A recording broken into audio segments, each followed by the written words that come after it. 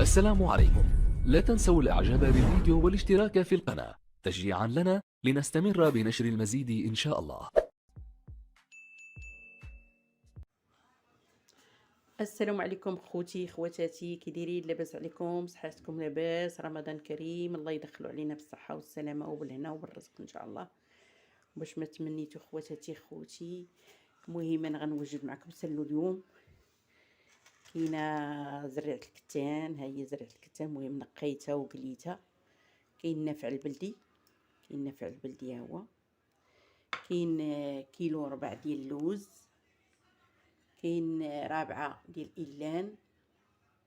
الا نتا راه مزيان العظام ومزيان كلشي. كاين حبه حلاوه نافع البلدي مخلطين. كاين الجلجلان كيلو ونص ها هو مقلي، المهم هو شديتو غسلتو قاديتو. كاينه الزبده، كاين زيت العود، غندير لتر زيت العود والزبده، المهم على بركه الله. كاين القمح ديال الدقيق ها هو، هذا ديال الفرينه، شديتو حمرتو في الفران، حمرته في الفران. والمهم على بركه الله هاد اللوز شديته فسختو وقليتو، كيلو اللوز. كاين 2 كيلو الدقيق ديال الفرينه، 2 كيلو ديال الفرينه ديال الدار ماشي ديال الزنقه. كاين نافع البلدي، كاين حبه حلاوه، كاين إيلان، كاين زرعه الكتان، كاين جلجلان، كاين الزبده، كاين المسكه الحره. وعلى بركه الله كاين اللي بغى يدير العسل يديرو، اللي بغى يدير غير زيت البلديه والزبده. المهم انا غادا نعاون بها، غادا ندير نص كيلو الزبده نص كيلو، وكاين ايطرو ديال الزيت، تنشوف على حساب الخليط اللي غادي يجمع ليا داكشي. يلا خواتاتي خوتي، ما تنسونيش باللايك وسمحوا لي على هاد تعطلت عليكم بزاف، وشكرا على المكالمات الزوينات ديالكم، وتبارك الله عليكم وعواشر مبروكه. الله يدخل علينا هذا رمضان بالصحه والسلامه وبالهنا وبالرزق ان شاء الله، وباش ما تمنيتو. المهم انا ماني غادا نخلط، غادا تشوفوا ان شاء الله المقادير كلها. هانتوما خواتاتي، المهم هذاك شفتوا كاين شويه سكر كلاصي، كاين كيلو ربع ولا كيلو تاع اللوز، كاين إيلان تا هو قليتو طحنتو ها هو وغربلتو. كاين هاد اللوز باش نزوق به ان شاء الله الرحمن الرحيم. كاين النافع البلدي، ها هو النافع البلدي. كاين النافع الاخر وحبه حلاوه، كاين النافع البستيلي وكاين النافع وحبه حلاوه، وهذا النافع البلدي. كاينه زرعه الكتان حتى هي شي نص رابعه، شي نص رابعه ديال زرعه الكتان. كاين هنايا شي نص رابعه، نص رابعه، نص رابعه بيناتهم، ما بين زرعه الكتان وحبه حلاوه والنافع البلدي. كاين الجلجلان، ها هو الجلجلان كاين، ها هو خواتاتي خوتي، ها هو الجلجلان تا هو غسلتو قليتو ونقيتو وطحنتو دابا. ها هو كاين دقيق تاع القمح ديال الفرينه، ها هو داك اللي طحنت قدامكم، نقيتو وطحنتو، وهذا ديال الفرينه. المهم 2 كيلو في هذا، وعبرت 2 كيلو، لكن ملي كتغربلي كينقص شويه. كاين العسل الحر باش غادا ندير، انا خويته هنا. المهم ها هو العسل، غادا ندير بالعسل الحر. غادا ندير الزبده البلديه، شي زلافه ديال الزبده البلديه، المهم شي نص كيلو ديال الزبده البلديه دوبتها، حيت من هذاك النشا ديالها، داك الحليب ديالها، باش ما يغملش ليا سلو. كاين زيت البلديه، ها هي زيت البلديه. المهم كاين يطرو شي حاجه، المهم انا غتشوفوا على حساب الخليط ان شاء الله الرحمن الرحيم. يلا بسم الله على بركه الله. كاينه مليحه،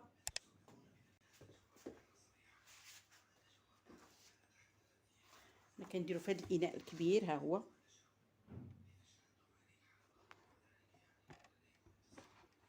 هانتوما وليداتي بنياتي.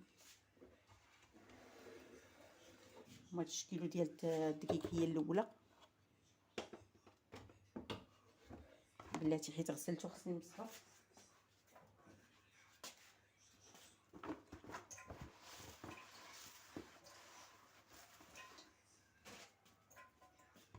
يلا مسحتو. المهم كديري دقيق هو الاول، ها هو. بسم الله على بركه الله. كتلوحي مليحه.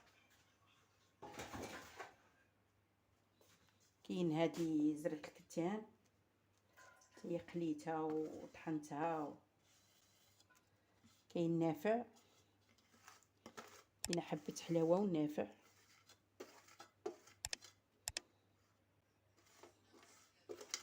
هادو تاهما زوينين صحيين.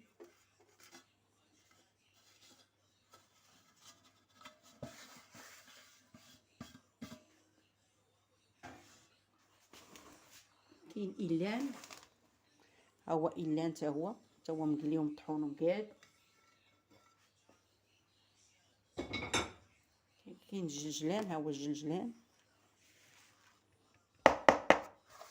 بسم الله على بركة الله. كتلوحي داك العسل وكتعرف. وهذا اللوز، ها هو اللوز. انا غادا ندير اللوز.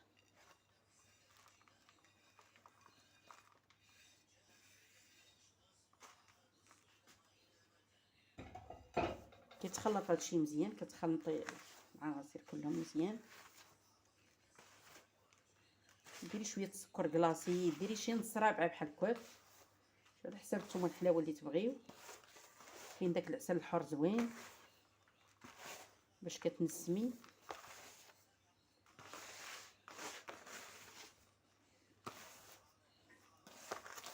بسم الله على بركه الله. كاينه مليحه، انا غادي نلوح شويه الملح.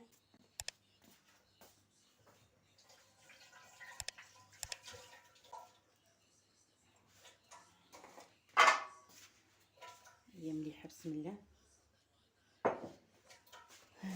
كاين هاد السكر كلاصي. المهم انا غادا نخوي هذا حتى هو شي نص رابعه.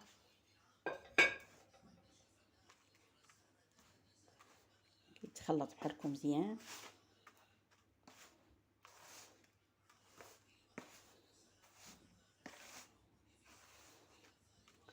تخلطوه مزيان. الزبده كدوبيها وتخليها تبرد، ما ديرها سخونه باش ما يغملش سلو.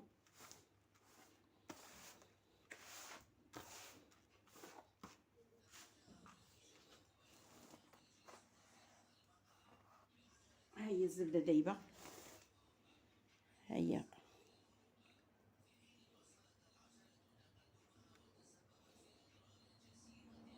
خلي داك اللبن اللي كيبقى.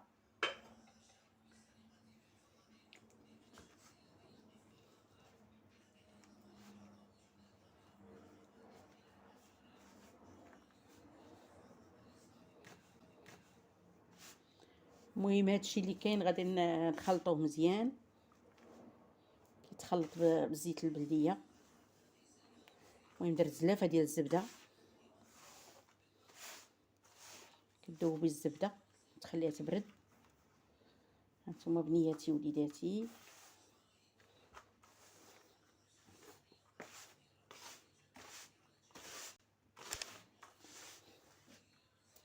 هانتوما شويه وغادي نشوفوا هادشي المراحل الاخرى ان شاء الله. يلاه وليداتي بنياتي، انا غادا نلوح دابا الزيت العود وغادا نلوح هذاك العسل. غتشوفوا ان شاء الله العصير الاخر ان شاء الله. يلا بنياتي وليداتي، ما تنسونيش باللايك وديروا في بيوتكم ان شاء الله. راه صحي وزوين وكيكون بالدقيق ديال الدار وبإيلان وبالنافع البلدي وبالنافع الاخر البستيني وبحبه حلاوه وبإيلان وباللوز. كلشي هاد المواد صحيين. والدقيق ديال الدار ديال الفرينه مغربل مشطط وحمرته في الفران.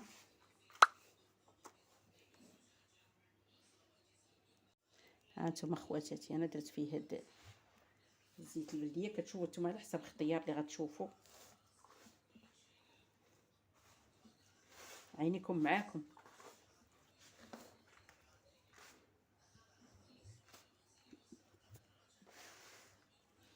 كاين اللي كيشد زيت البلديه ويسخنها، لا ما تخصش تسخن، صدر هكا صحيه. يكون كله صحي، فيه اللوز فيه إيلان فيه.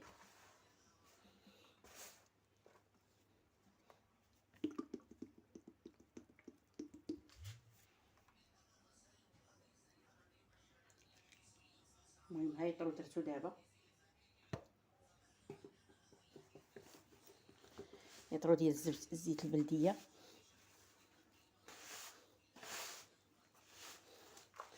كدلكوه مزيان تاع العناصر ديالو كلهم كتخلطوه مزيان.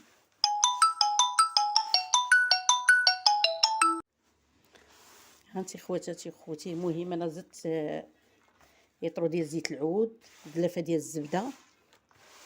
هانتي هادشي خصو كيتدلك مزيان، كيدلك في هذا الاناء مزيان. انا زدت شويه زيت البلديه، درت يطرو. نتوما على حساب تخليوه ناشف ولا. هانتي انا غادا نزيد نص لتر اخر، بحال نص ديال نص لتر.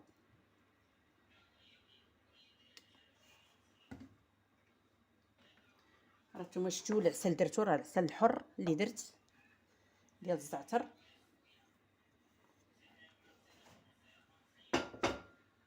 ها هو العسل اللي درت هو هذا، درت سلافه ديال العسل الحر ديال الزعتر.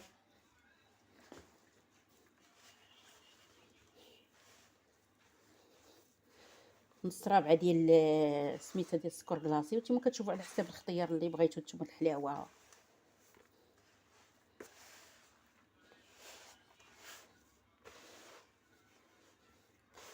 كيتدلك مزيان.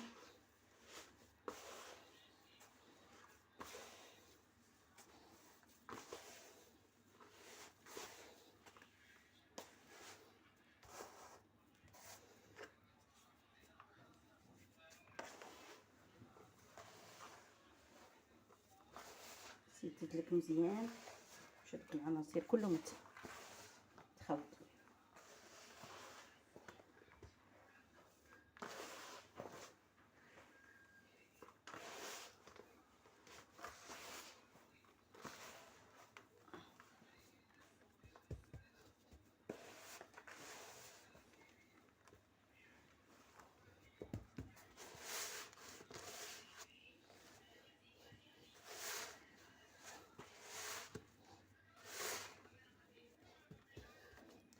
بحال هاد العناصر كلهم جمعهم يطرو ديال زيت العود، زيت البلديه. وكاين نص كيلو الزبده، دوبت زلافه ديال الزبده، وكاينه زلافه ديال العسل الحر ديال الزعتر. وهذوك المواد كلها رشوها.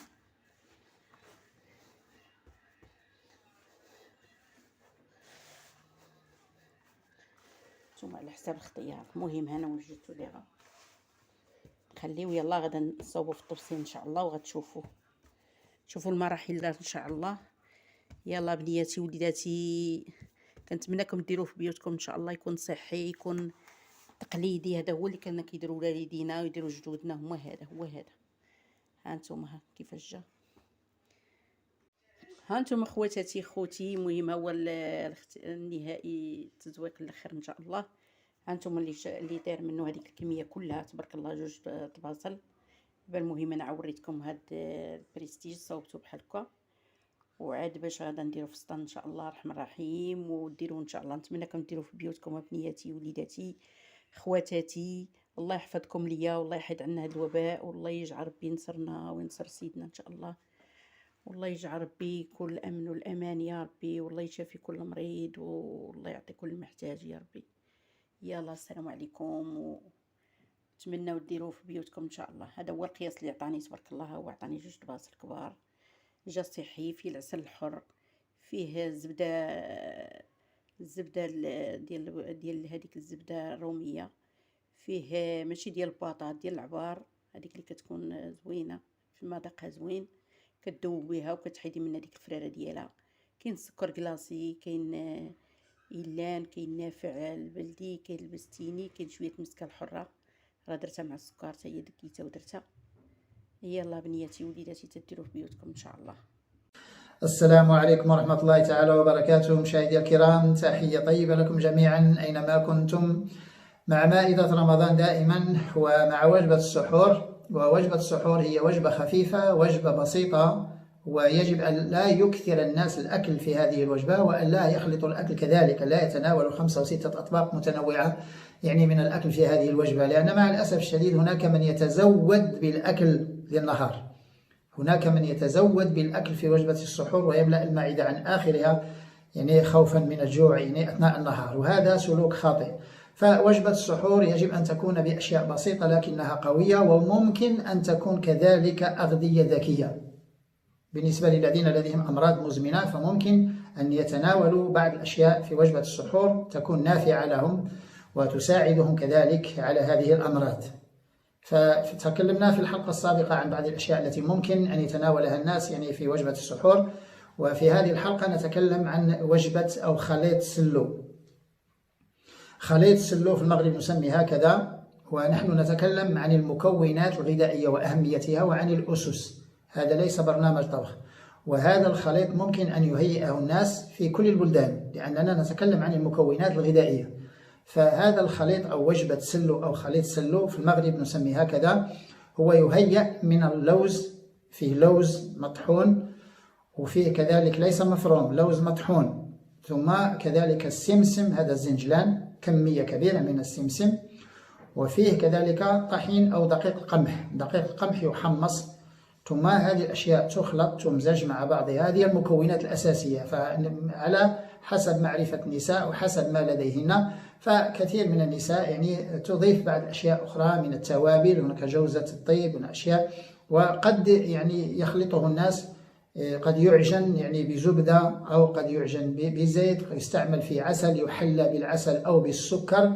وهذه الأشياء يعني نتكلم نحن عن خليط يكون ذكي ويكون يعني وجبة طبية، وجبة علاجية.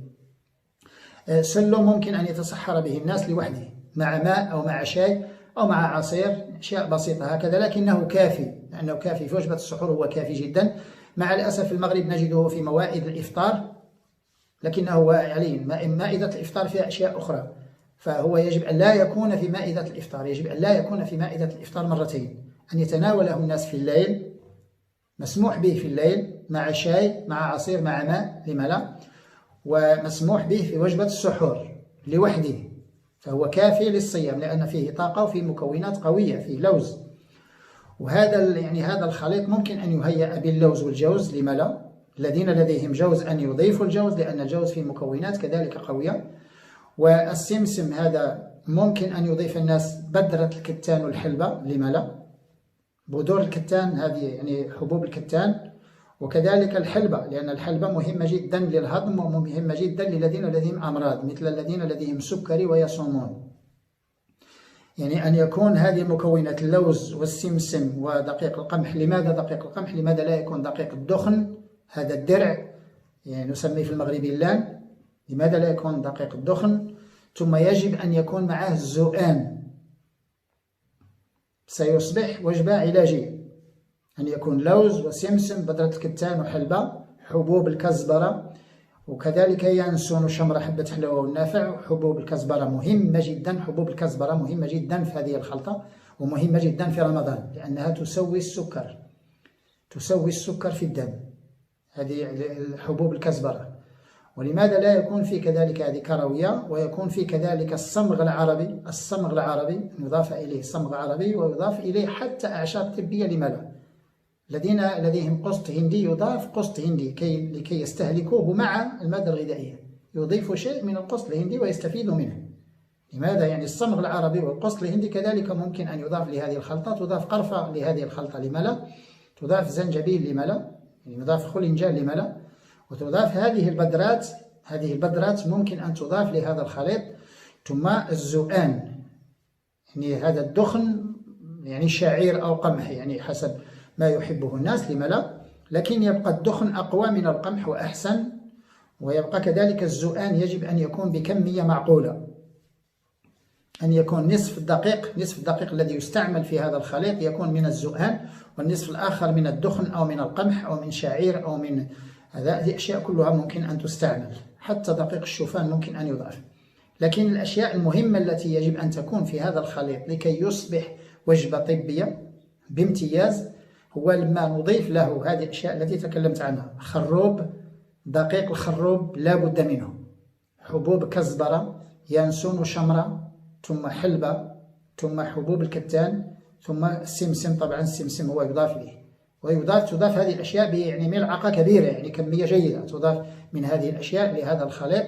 ممكن أن ينكه بأعشاب طبية، ينكه بالمريمية، ينكه بالزعتر، ينكه بالبردقوش مسحوق، يعني يكون يابس يكون مسحوق، ينكه به هذا يعني هذا، ثم تضاف إليه أشياء. فبهذه الطريقة سيتصحر الشخص، ثم في نفس الوقت يتناول أشياء طبية، مركبات طبية، وهذا يسمى هذا الخليط يصبح يعني خليط هائل، ويصبح شيء يعني يساعد كذلك في العلاج. يتصحر الشخص وينال يعني أهمية هذه الأشياء، هذه المركبات يعني الطبية، ويستفيد منها. كما قلت ممكن يضاف إليه صمغ عربي، لما لا؟ الصمغ العربي لما لا يضاف صمغ عربي، وممكن يضاف قسط هندي، ويضاف كذلك اللبان إن كان هذا اللبان، لما لا؟ الذين لديهم اللبان لماذا لا يضاف هذا اللبان؟ لأن اللبان فيه أنواع، اللبان البخور وفيه لبان الاستهلاك، يعني يجب أن يفرق الناس بين الاثنين. فاللبان موجود في السوق، ممكن أن يضاف كذلك لهذا الخليط، ثم يصبح خليط كما قلت يعني خليط علاجي، خليط طبي يعني بامتياز. وكل البلدان ممكن أن يحضروا هذه الأشياء، فقط يعني يمنع إضافة السكر، أن لا يحلى بالسكر وأن لا يحلى بالبتات. فالذين يريدون هذا المذاق الحلو أن يحلى بالتين اليابس، لأن لدينا في المغرب تين صغير يابس يطحن، وهذا التين هو أحسن ما يمكن أن يحل به هذا الخليط. لكن الذين لديهم سكري يجب أن لا يضيفوا إليه أي شيء. الذين ليس لديهم سكري ممكن أن يحل بالتين هذا مجفف، ولا يحل بالعسل، ولا يحل بالعسل مرتين، ولا يحل كذلك بدبس التمر. إذا لم يكن هذا التين يعني مطحون، أو النبق عناب كذلك يحل بالنبق، لما لا؟ لأن هذه وجبة نريد أن يستفيد الناس من مكوناتها الطبية، ولا نريد يعني يكون أكل نعم ولكن فيه مركبات طبية تساعد، لما لا؟ ثم يكون مهيئ بهذه الطريقة الذكية. والأشياء هذه التي يتناولها الناس يعني كمكملات ممكن تضاف لهذا الخليط ثم يتناولها مع هذا الأكل. لماذا؟ لأن اللوز مغذي، فيه طاقة وفيه مكونات، فيه توكوفيرول وفيه طاقة وفيه حمض الأوميغا 3 وفيه ألياف وفيه أملاح معدنية، مغنيسيوم. لوز قوي. حبوب الكتان والسمسم وهذه الأشياء فيها فيتوستيرول فيتوستروجين، مركبات طبيا يعني ممتازة. الحلبة فيها الجالاكتومانان، فيها يعني ألياف غذائية يعني هائلة بالنسبة للقولون الحلبة، وفيها كذلك الأيزولوسين، هذا بالنسبة للذين لديهم سكري. ثم الأشياء الأخرى يعني الصمغ العربي في ألياف، والصمغ العربي جيد للقولون الذين لديهم مشكل مع البكتيريا الصديقة. كذلك القسط الهندي ويستعمل للعلاجات يعني الشعبية.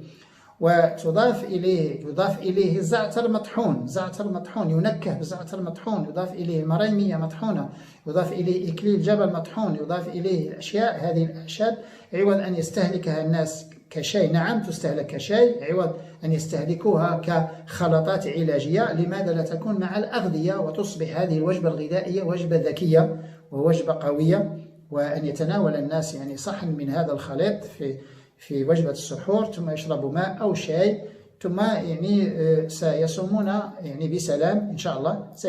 الجسم سيكون في راحة تامة، لا يكون غازات، لا يكون سوء العظم، لا يكون تحمض، لا يكون يعني هذه انتفاخات البطن، لا يكون ألم. حتى الذين لديهم أعراض على مستوى الجهاز الهضمي ويصومون رمضان، لأن الذين لا يصومون ليس لديهم مشكل، لكن هناك أشخاص لديهم أمراض ويصومون رمضان. فنريد أن نساعد هؤلاء الذين يرفضون أن يفطروا ويريدون أن يصوموا، فنحن نريد أن نساعدهم هذه الطريقة. الذين ليس لديهم أمراض كذلك يستفيدون من هذه الأشياء، وسيلاحظون يعني إذا اتبعوا هذه الأشياء سيلاحظونهم بأنفسهم الفرق بين الصيام بهذه الأشياء والصيام الذي كانوا يصومونه من قبل. لأن هناك فئة نسبة هائلة بدأت تصوم بالطريقة التي بيناها. هناك فئة الآن 10 سنوات يصومون بهذه الطريقة، وهم يعلمون جيدا أثر هذه ويعني أهمية هذه الطريقة. لا يعني ليس اقتناعوا فقط، يعني لا يمكن أن يغيروا هذا، لكن هناك أشخاص لا زالوا يشكون ويتخوفون من الجوع ومن الصيام وشيء. هذه أشياء، هذه أغذية لا تضر. إن كنت تصوم فأنت تصوم، وهذه الأشياء التي نتكلم عنها هي تنفع وليست تضر. الحلبة جيدة للمصابين بالسكري، الحلبة جيدة للذين لديهم معدة وقولون، الحلبة جيدة للنساء، يعني المرضع مثلا جيدة للنساء فقط، النساء الحوامل يعني أن يبتعدوا من هذه البذرات، الحلبة وحبوب الكتان وحب الرشاد والسمسم، هذه أشياء أن يبتعدوا منها. لكن الذين ليس الآخرين، يعني لا الذين لديهم أمراض والذين ليس لديهم أمراض، ممكن أن يستهلكوا هذه الأشياء فقط. ليس معروف عند النساء أن الحلبة تضاف لهذا الخليط، والحلبة من أقوى المكونات التي يجب أن تضاف لهذا الخليط. بالعكس، الحلبة وحبوب الكزبرة والخروب، الحلبة حبوب الكزبرة والخروب والزؤان، هذه الأربعة ستنفع الناس وحتى الذين لديهم سكري ويصومون، لأن كثير من الذين لديهم سكري ويصومون رمضان، فإذا تصحروا بهذا الخليط سيصومون يعني بطريقة هائلة بدون أي مشكل. ممكن يضيف معها أشياء أخرى إذا يعني هو كافي للصيام، لكن من أراد أن يضيف معها شيء آخر سنتكلم عن الأشياء الأخرى كذلك كيف يجب أن تكون. إذا كان الخبز الذي تكلمنا عنه فلما لا؟ الخبز الذي تكلمنا عنه وليس الخبز الذي يباع يعني في الأسواق والذي يتكلم عنه الناس في النصائح، نحن نتكلم عن الخبز الحقيقي الذي يجب كما يجب أن يكون. فهذه الأشياء يعني هذا الخليط هو خليط مهم جدا، لا يكون في مائدة الإفطار أن يتسحر به الناس أو أن يتناولوه في الليل وأن يتناولوه بكمية معقولة، لأن في المغرب يأخذ منه ملعقة صغيرة وملعقتين، لا، ليس هكذا يستهلك، أن تكون كمية معقولة وأن يستهلك الناس كمية جيدة في وجبة السحور، صحن جيد، ويتناول الناس هذه الأشياء لأنها قوية، وهي قوية تنفع وبسيطة، هي بسيطة وقوية في نفس الوقت وبطريقة ذكية تنفع الناس أكيد، لأن الصيام والحركة زائد هذه الأغذية الذكية، ونريد إن شاء الله أن يحس الناس بأثر الصيام هذه السنة إن شاء الله تعالى. تحية طيبة لكم جميعا، السلام عليكم ورحمة الله تعالى وبركاته.